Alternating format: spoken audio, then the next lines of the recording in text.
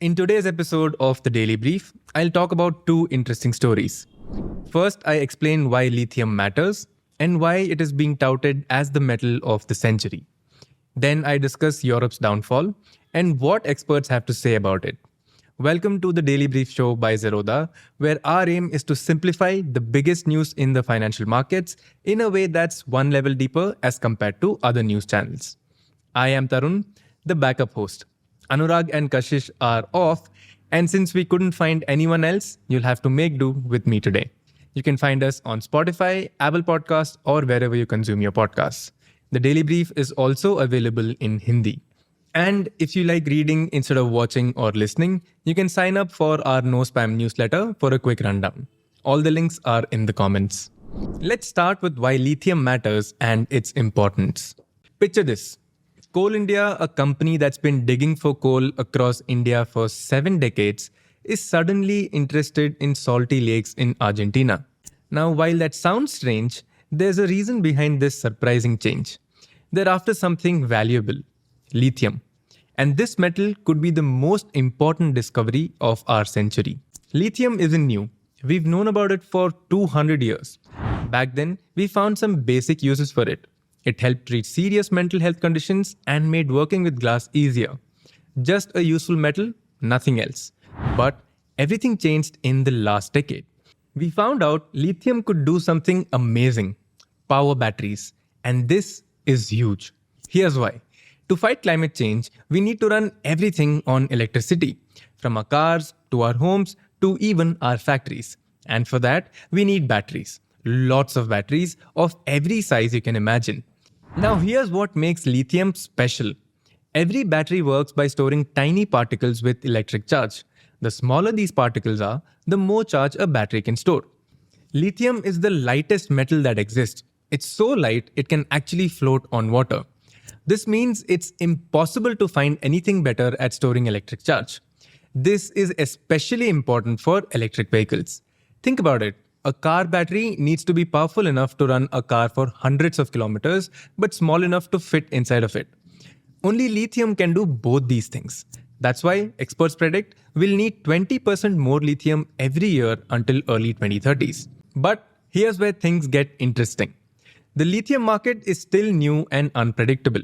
Let me break down 4 key things you need to understand. First, the market is extremely volatile.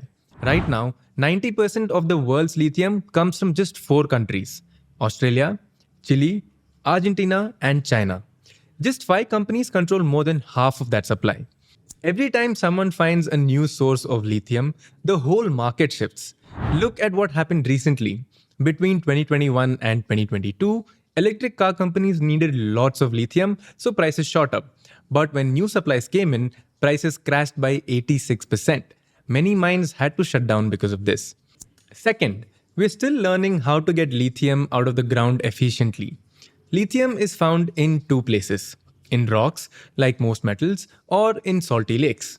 We are good at getting it from rocks. That's where more than 2/3 of our supply comes from. But getting it from salty lakes, the current process is extremely inefficient and time-consuming. There are some promising technologies in the works, but none of them can be used at scale yet. This creates 2 major challenges. One, we can't access a lot of Earth's lithium.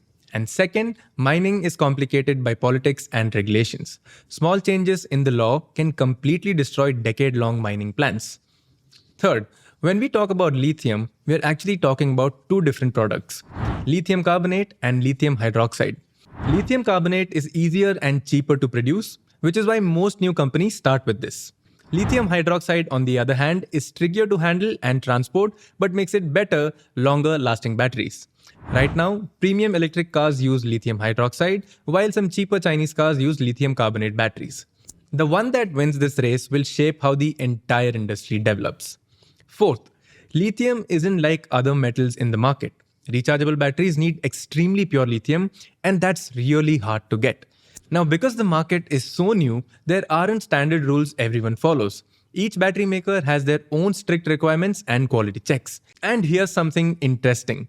2/3 of the expertise in refining lithium is in China.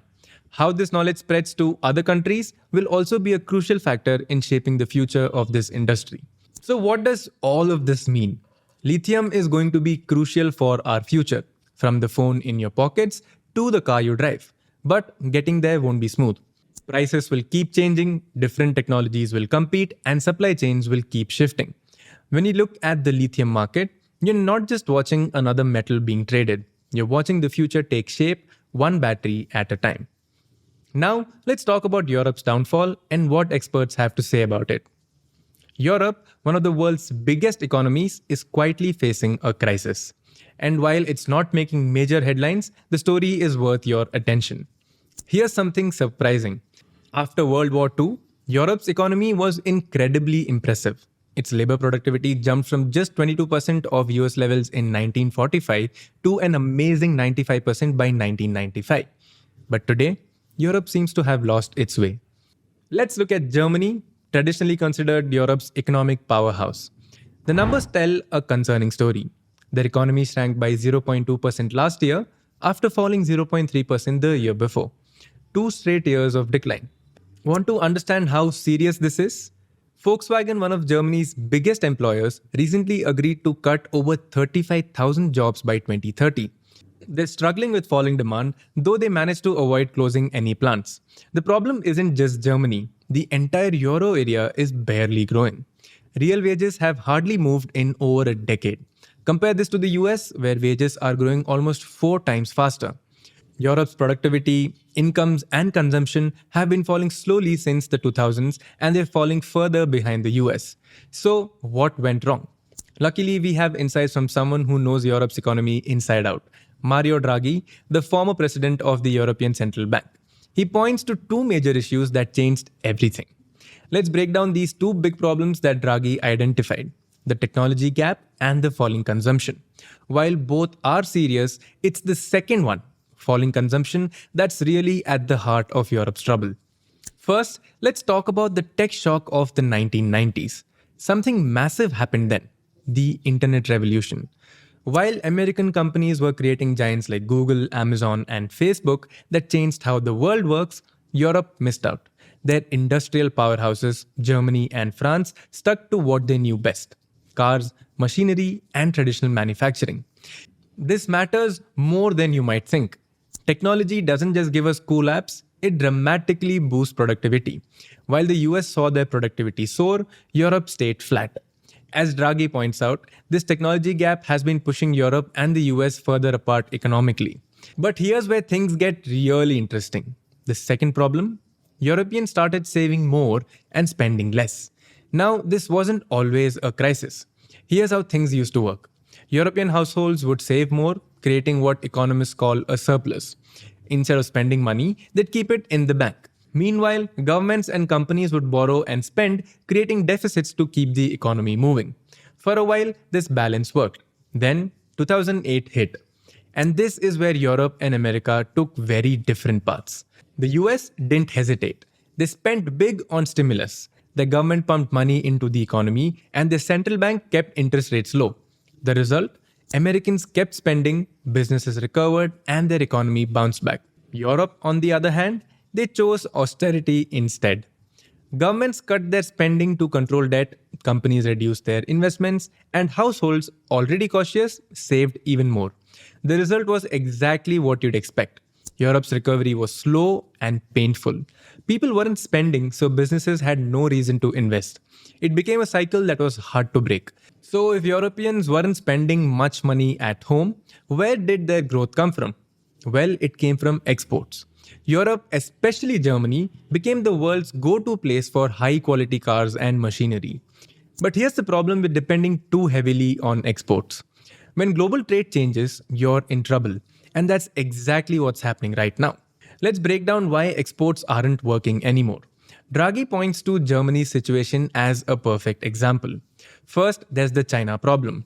German car makers used to dominate the Chinese market, but things have changed dramatically. China now makes electric vehicles that are not just cheaper than German cars, they're often better. So China isn't just buying fewer German cars, they're actually competing with Germany in other markets. Then there's something bigger happening: deglobalization. Countries, especially the US, are focusing more on making things at home and depending less on imports. For an export heavy region like Europe, this is a serious problem. Here's why all of this matters. When Germany struggles, all of Europe feels it. Think of Germany as Europe's economic engine. When the engine starts failing, the whole vehicle slows down. So, where does this leave Europe? Let's put all the pieces together. People aren't spending much at home. After 2008, governments and companies cut back on spending, and now even their reliable export engine is starting to fail. As Draghi sees it, Europe is stuck in a difficult cycle of low spending, weak investment, and declining exports. And breaking out of this cycle isn't simple. Now, why should you care about Europe's economic troubles? Well, think about this. Europe isn't just another economy, it's one of the largest in the world. When Europe struggles, everyone feels it, from global trade to investments to international stability. And there's something we can all learn from Europe's challenges. Here's the big lesson: an economy needs people who are willing and able to spend money. You can't rely forever on exports or government spending. These are like crutches that can be kicked away at any time. A healthy economy needs strong domestic demand. So, what's next for Europe?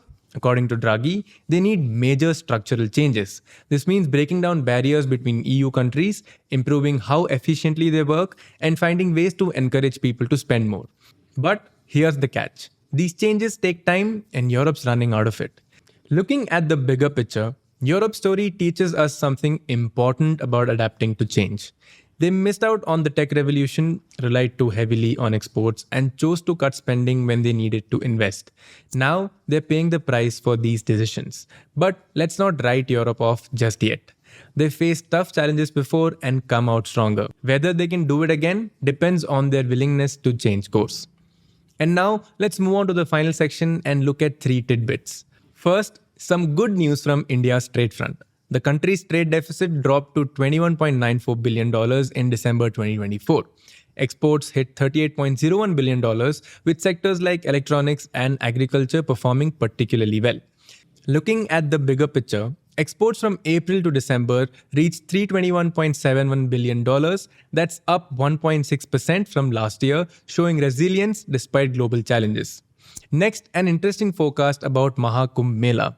This massive religious gathering in Prayagraj is expected to generate 2 lakh crores in revenue.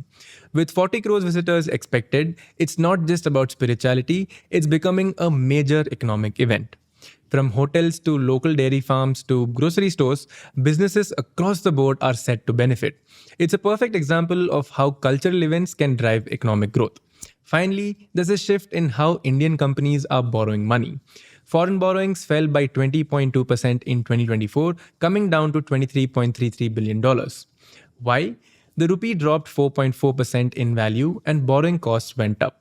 Companies like Reliance, which earn in dollars, can handle this well, but others are turning to Indian lenders instead of looking abroad. And that's it for today. I'll see you in the next one.